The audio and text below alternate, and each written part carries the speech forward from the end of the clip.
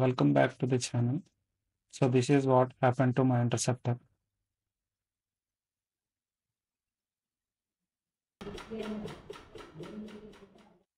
So ఏమైందంటే battery అయిపోయింది. Stock battery నాకు మోర్ దాన్ 3 ఇయర్స్ వచ్చింది. సో సడన్గా రైడ్కి వెళ్దామంటే బ్యాటరీ అయిపోయింది. సో నేను బ్యాటరీ రీప్లేస్ చేస్తున్నాను.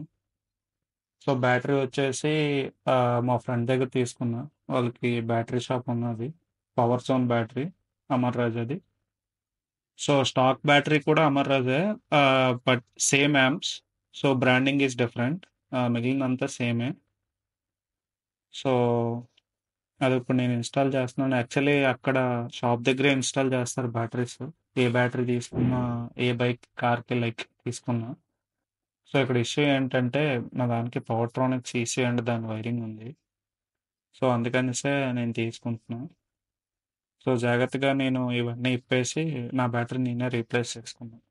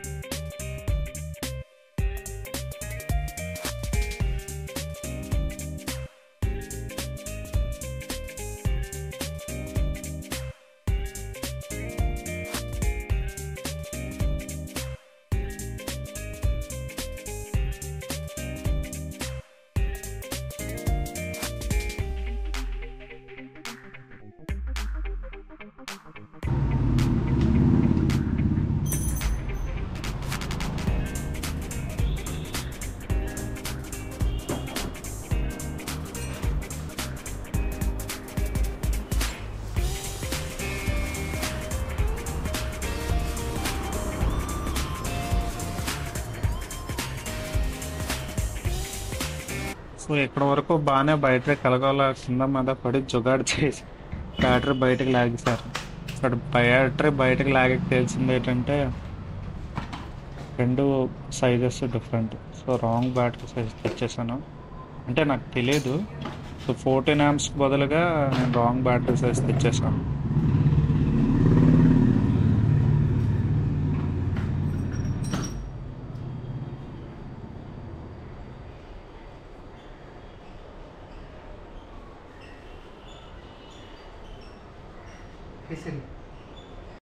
సో బై మిస్టేక్ తెలియక నేను రాంగ్ సైజ్ బ్యాటరీ తెచ్చాను. యాక్చువల్లీ 9 amps బ్యాటరీ అనుకున్నాను, కానీ కాదు, అది 14 amps ఇంటర్సెప్టర్కి.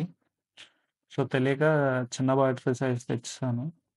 సో మా ఫ్రెండ్కి ఫోన్ చేశాను, మాయా ఇలా బ్యాటరీ రాంగ్ సైజ్ తీసుకొచ్చాను తెలియక, వారంటీ కార్డ్ అది ఆల్రెడీ ఆ పాత బ్యాటరీ చిన్న సైజ్ బ్యాటరీకి రాశారంటే ఏం పర్లేదు తీసుకొచ్చి షాప్లో ఎక్స్చేంజ్ చేయిస్తారని. సో మా వాడి దగ్గరికి వెళ్ళగానే ఎక్స్చేంజ్ చేసి నాకైతే కొత్త బ్యాటరీ ఇచ్చాడు. చెప్పాను, మాయా ఇలా చిన్న చిన్న ఆయిల్ స్టైన్స్ అవి బ్యాటరీ మీద పడిపోయారా మాయా, పర్లేదంటే ఏం పర్లేదు క్లీన్ చేసి తీసుకొచ్చి అన్నాడు. సో నేను నీట్గా క్లీన్ చేసి బాక్స్లో పెట్టి పట్టుకొని వెళ్ళి మా వాడికి ఇచ్చేస్తే మా వాడు మళ్ళీ నాకు కరెక్ట్ సైజ్ బ్యాటరీ అయితే ఇచ్చాడు.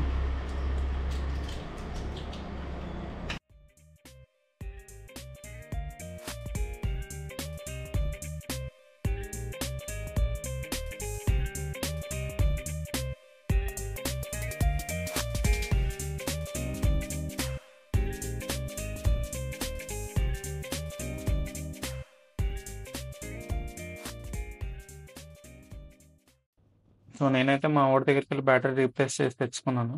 సో ఇప్పుడు కరెక్ట్ సైజ్ ఇచ్చాడు. పాత రిఫరెన్స్ కోసం పాత బ్యాటరీ ఫోటో పట్టుకుని వెళ్తే రీప్లేస్ చేసి ఇచ్చారు. సో ఇప్పుడైతే బిగిన్ చేసి ఇంకా నేను వీలైనంత ఫాస్ట్గా బండి పార్ట్స్ అన్నీ మళ్ళీ బిగిన్ చేసి రైడ్కి స్టార్ట్ అవ్వాలి. యాక్చువల్లీ పెద్ద రైడింగ్ కాదు, జస్ట్ స్మాల్ రైడ్. బ్యాటరీ తీయడం అయితే చాలా సింపుల్గా లాగేసాను బయటికి. కొత్త బ్యాటరీ ఎక్కించినప్పుడు మాత్రం నా తల ప్రాణం తోక్కొచ్చింది. చాలా డైరెక్షన్‌లో తిప్పి తిప్పి చూసాను.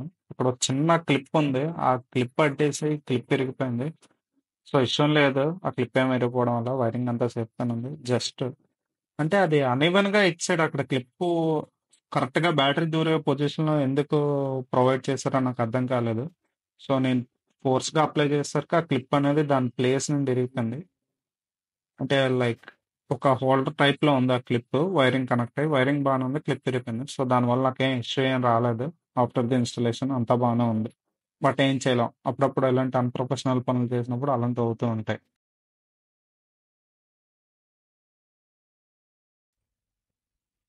సో, మీకైతే కింద డిస్క్రిప్షన్‌లో మా ఫ్రెండ్ షాప్ నంబర్ ఇంకా డీటెయిల్స్ ఇస్తాను.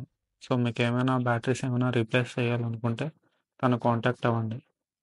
సో, లైక్ బెస్ట్ ప్రైజే తను ప్రొవైడ్ చేస్తాడు. So, all type of batteries ఆళ్ళు ప్రొవైడ్ చేస్తారు, సెల్ చేస్తారు. సో, ఓల్డ్ బ్యాటరీస్ కూడా ఏమైనా ఉంటే మీకు న్యూ బ్యాటరీస్ తీసుకున్నప్పుడు రేట్ కొంచెం తగ్గుతది ఓల్డ్ బ్యాటరీ ఇచ్చేస్తే. సో, కింద డీటెయిల్స్ పెడతాను. కాంటాక్ట్ అవ్వండి if you need it.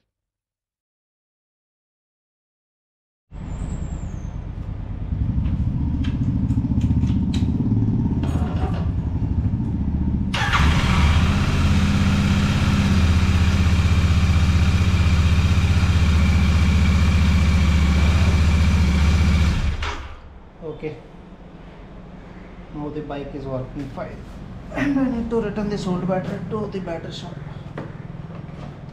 Sorry.